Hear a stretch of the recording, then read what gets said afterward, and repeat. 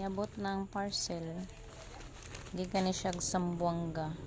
Tanaw na to kung okay ba, mga 1 week din bago dumating. Tingnan natin yung laman nito sa loob kung okay pa ba siya. Ayan. Tingnan natin kung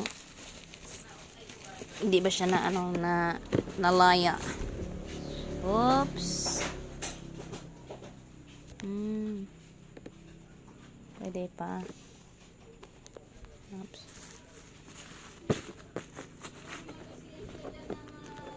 Ito yung asola. Padamihin natin to.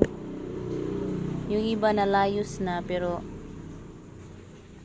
yung iba mas marami yung green pa. Ayan. Ano natin to, i-save natin. Naalog-alog. Ganito din yung dala ko, naalog-alog din yun.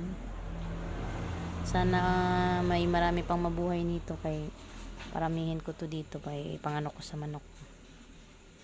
Manok, tsaka sa kambing, tsaka sa baka. Ayan. Isang Tupperware na Azula. Paramihin natin to. Yung iba nagiging na rin siya, naging brown. Kulog nga ito, pero okay lang. Trinay ko na magpaano ng asola dito, kung pagdating dito ay may okay pa ba or wala nang mapakinabangan. Pero ito meron pa to. Isasalba natin yung iba dito para makapagparami. Panghalo sa pakain ng mga manok, baboy. Hindi pwede baboy.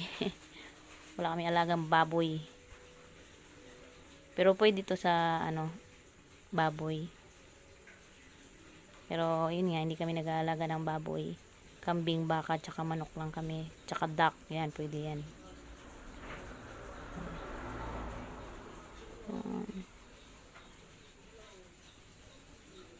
Yan. Yan. Lagay muna natin sila dito pansamantala. Okay. Bukas, gabi na kasi ito dumating. Yan.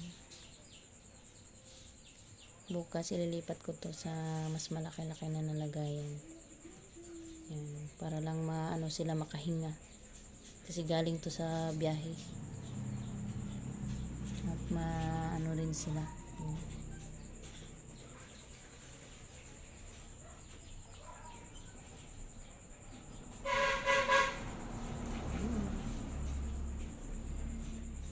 Sana dumami.